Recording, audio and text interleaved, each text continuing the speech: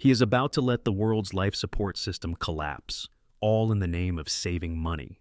That was the cry that tore across front pages and social media feeds the moment a bold new study warned that cutting United States foreign aid by a staggering 83% could mean nearly 14 million deaths worldwide by the year 2030.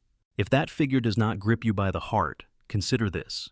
14 million is more than the total number of soldiers whose lives were lost in the entirety of World War I. Today we will dig into this alarming turn of events that has left governments, activists, and ordinary citizens across the globe asking a single, urgent question: what is happening and what can we do about it? Welcome to today's deep dive into a crisis that has erupted on the global stage. We are going to examine the dramatic slashing of foreign aid under the second term of President Donald Trump, how it happened, what it means for millions in vulnerable countries, and why experts believe it could shape the destiny of our shared future. In this episode, we will break down the chilling statistics behind this radical policy shift, uncover the hidden ripple effects that could roll across the planet, and shed light on the people who have risked their reputations to criticize it. From the enormous human cost to the moral and strategic implications for the United States and beyond, we will not just tell you what is going on, we will uncover the deeper layers of this story you absolutely must hear. Strap yourself in, because we are about to chart a course through stark statistics, powerful real-life anecdotes, and the simmering conflict that now surrounds the very idea of United States foreign aid. How did the agency once known as the United States Agency for International Development, often simply called USAID, become the epicenter of one of the greatest humanitarian standoffs of our time? And why does President Trump's administration now consider the initiative an extravagant misuse of taxpayer money, despite decades of bipartisan support and millions of lives saved? Our story starts with a single stroke of a pen. In January of the year 2025, President Donald Trump commenced his second term in office. Almost immediately, an executive order arrived on the desk of the recently restructured Foreign Aid Service, rebranded the America First Agency. This order halted the majority of humanitarian, health, and development programs that had been carefully nurtured since the early 2000s. Even as the ink was still drying, human rights observers, medical experts, and alarmed politicians began warning that the ramifications of an abrupt reduction in support to fragile nations could be catastrophic. The stakes are enormous. We are talking about the abrupt cessation of assistance programs that had provided clean water initiatives to remote communities, nutrition support to mothers and children, vaccine distribution, and essential training for medical staff on the front lines of epidemics. These are the very efforts credited with saving, by some estimates, up to 91 million lives between the year 2000 and the year 2021. Now, dismantled in the name of government cutbacks, they stand as stark memorials to a time when the United States saw itself as a champion of global development. But let us rewind for a moment to July of the year 2025, when The Lancet, one of the world's most respected medical journals, dropped a bombshell. Their multinational research team, including experts from the United States, Spain, and Brazil, released a study predicting that as many as 14 million people are at risk of not surviving the next 5 years if the planned 83% reduction in foreign aid persists. Among that grim number are 4.5 million children under the age of 5. Yes, you heard that right. 4.5 million children who, without critical medical resources and basic life-sustaining support, may never make it past early childhood. Picture the headlines. Is this worse than a global war?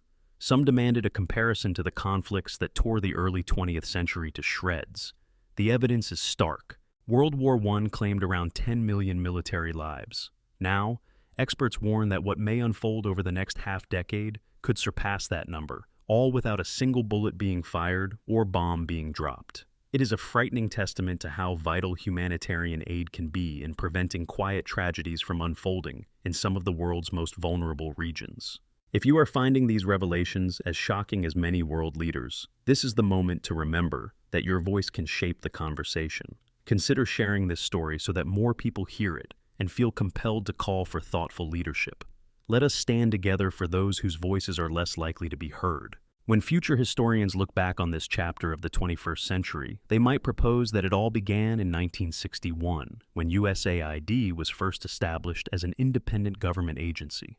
Under President John F. Kennedy's directive, the United States sought new ways to promote human progress on a global scale. From the time of its creation, USAID's mission was clear: reduce poverty, strengthen democratic governance, and expand civil and economic freedoms. Over the decades, that mission largely maintained bipartisan support. Even presidents who disagreed vehemently on domestic policy recognized that a world stricken by poverty and disease inevitably sends waves of instability back toward the United States. Fast forward to 2023, the last year before President Trump's second term began. USAID channeled around $43.8 billion in support to 130 countries around the world. That might sound like a lot of money, but it covered a sprawling range of services. In sub-Saharan Africa, teams funded by the agency delivered essential agricultural training to keep local food supplies stable. In South Asia, child vaccination initiatives prevented epidemics from spiraling out of control. In conflict-ridden corners of the Middle East, safe corridors allowed humanitarian personnel to offer food, medication, and shelter to civilians displaced by violence. All these achievements paint a picture of a robust, if sometimes flawed, organization doing vast amounts of good. Indeed, it is estimated that between the year 2000 and 2021, more than 91 million deaths were prevented through various interventions that USAID either spearheaded or supported. Yet, as soon as President Trump was inaugurated for his second term in January 2025, the newly reorganized State Department, now in charge of the America First approach, halted most of these large-scale programs. Though pitched by supporters as a triumph of fiscal responsibility, many experts argued that the broader consequences would eventually turn dire, particularly for children, pregnant women, and immunocompromised individuals in resource-poor settings. America First was not just a rebranding, it was a fundamental shift in philosophy. The directive that once championed global investments in health and education now discouraged them as wasteful drains on taxpayer money. Aid recipients halfway around the globe went from receiving shipments of antiretroviral drugs, mosquito nets, and nutritional supplements to a sudden, lethal silence. Local clinics braced for an onslaught of cases they would not have the resources to treat. Doctors described it as a slow tide of crisis creeping up on the shores of impoverished areas. But the swirl of controversy around President Trump's second administration's decision is not limited to data and statistics. Critics and champions of foreign aid alike have filled the airwaves with arguments. On one side stand politicians, including Obama and George W. Bush, two men seldom aligned on domestic matters, who together championed the different but complementary expansions of USAID's commitments. Obama referred to the cuts as an unimaginable tragedy, remarking in a widely covered address that history will not judge the move kindly. Meanwhile, George W. Bush, speaking in an interview with a national news outlet, invoked the spectacular achievements of PEPFAR, the president's emergency plan for AIDS relief. Bush's words were pointed. That program alone has saved 25 million lives worldwide. Disrupting the apparatus that once supported such endeavors, he contended, is neither compassionate nor wise. Could it, he wonders, imperil U.S. strategic and economic interests over the long term? In a stirring twist, popular rock star and activist Bono joined the chorus of voices condemning the move. As one of the world's highest-profile advocates for eradicating extreme poverty, Bono spent years collaborating with philanthropic organizations, including those supported by the United States government, to fight HIV, tuberculosis, and malaria. He expressed that slashing foreign aid would be akin to unilaterally disarming the world's best defense against the desperation that fuels instability. But how did we get to this point of moral and political whiplash? Public outcry had already begun to brew during President Trump's first term, but few expected that in a second term, he would push so hard, so fast, to fulfill a campaign pledge to cut government spending. By promoting an America First ideology, the administration pivoted sharply, recasting foreign aid as a front in the war against perceived federal bloat. State Department spokespeople defended the policy, claiming that for decades, citizens of the United States were footing the bill for corruption abroad or funding projects with questionable impact. Critics respond that the administration's approach lumps all foreign assistance into a single basket, disregarding crucial distinctions between stable countries and those plagued by conflict, between potentially corrupt governments and grassroots organizations striving to provide essential services. And so the debate rages on. The Nobel Peace Prize Committee has entered the discussion as well, suggesting that drastically reduced foreign aid will only intensify the global migration crisis.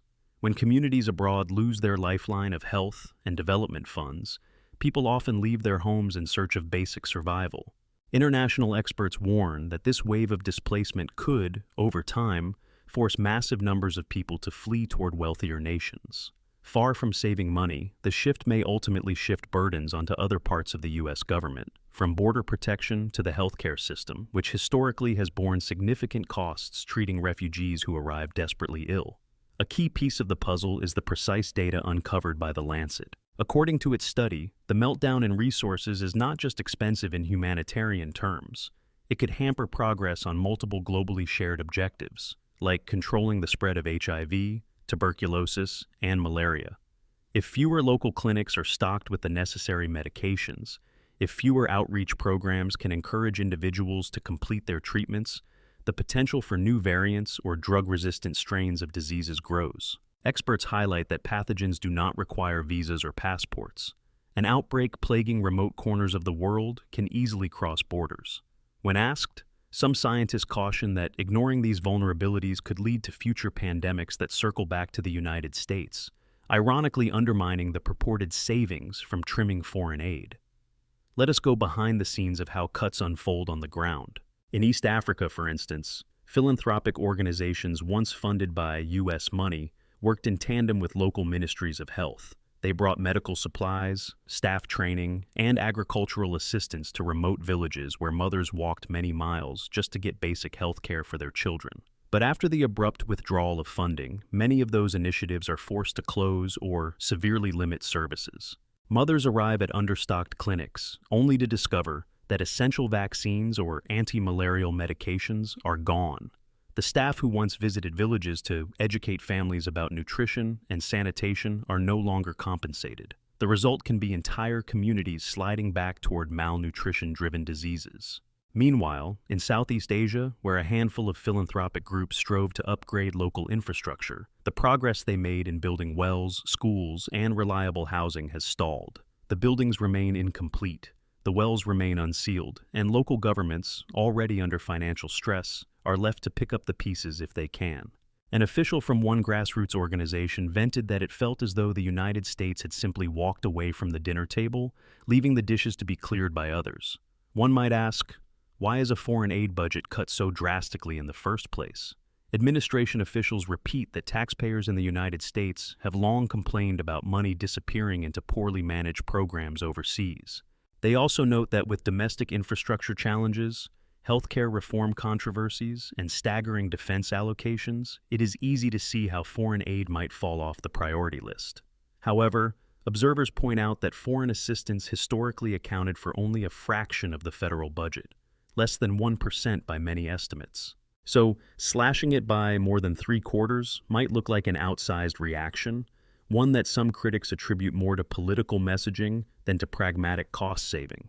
In such politically charged times, even the simplest act can spark debate.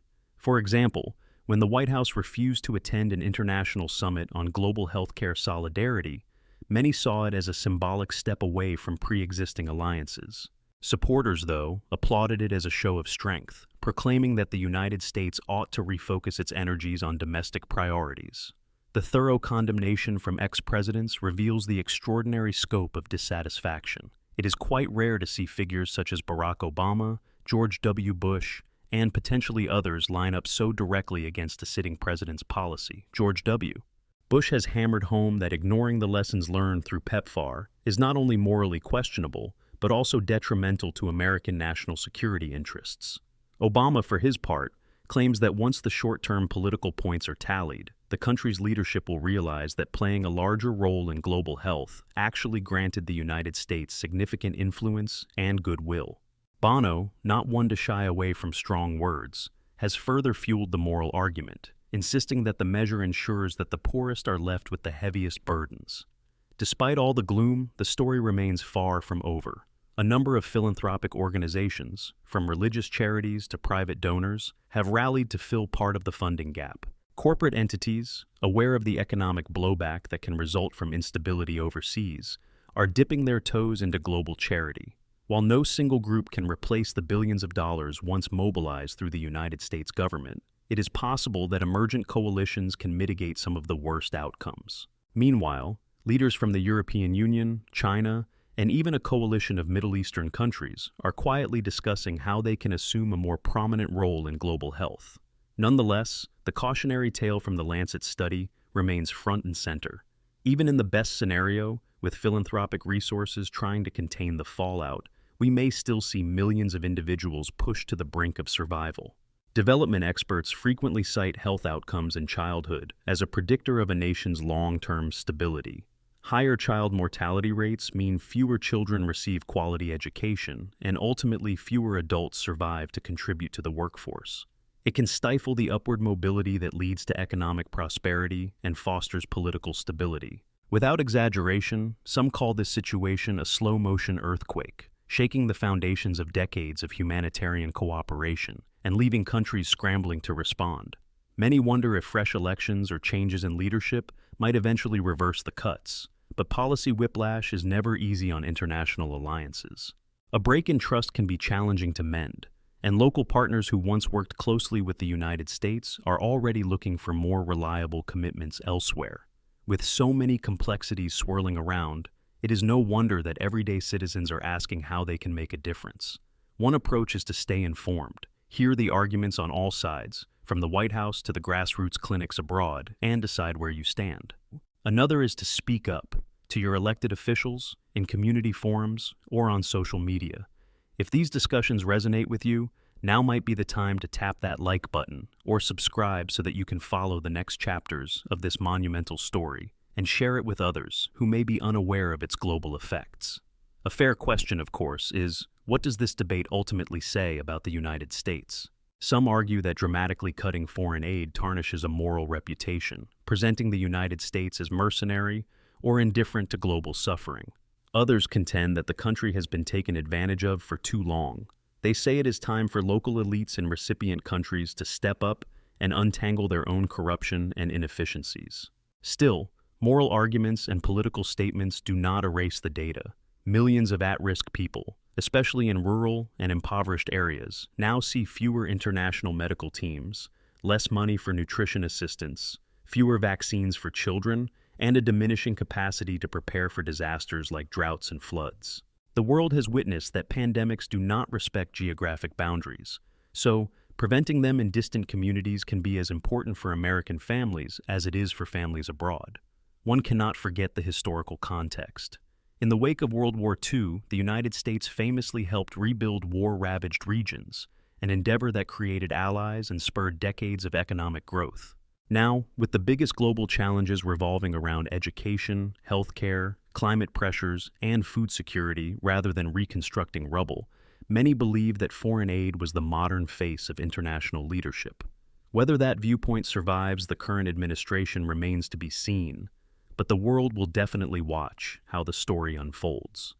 Will these staggering cuts be reversed if enough public pressure mounts? Are philanthropic organizations and other countries equipped to replace the shortfall? And most urgently, can we avert the terrifying projection of 14 million potential deaths by the end of this decade? These questions loom large, overshadowing diplomatic conferences and philanthropic galas. Officials in many developing nations cling to the hope that the tide of policy might turn back toward robust foreign aid before the unraveling becomes irreversible. If you have stayed with us this far, thank you for caring enough to explore the complex realities of foreign aid. We dedicate this investigation to the countless health workers who labor under extraordinary circumstances, and to the families whose lives hinge on decisions made in far-off halls of power. Stay curious, stay engaged, and keep questioning the choices that shape our collective future. Our world is profoundly interconnected, and what happens in remote corners of the map can land on our doorstep sooner than we think. Until the next time we examine a global story of triumph or tragedy, remember, awareness is the first step to real change. We hope this narrative sparks meaningful discussion in your circles. Whether it is a conversation around the dinner table or a post on social media, involvement is the lifeblood of democracy and compassionate citizenship. Let us keep the conversation going, championing those who do not have the platform to speak for themselves. Together, we may discover that the key to safeguarding our own future and the futures of generations to come lies in the empathy we extend beyond our borders.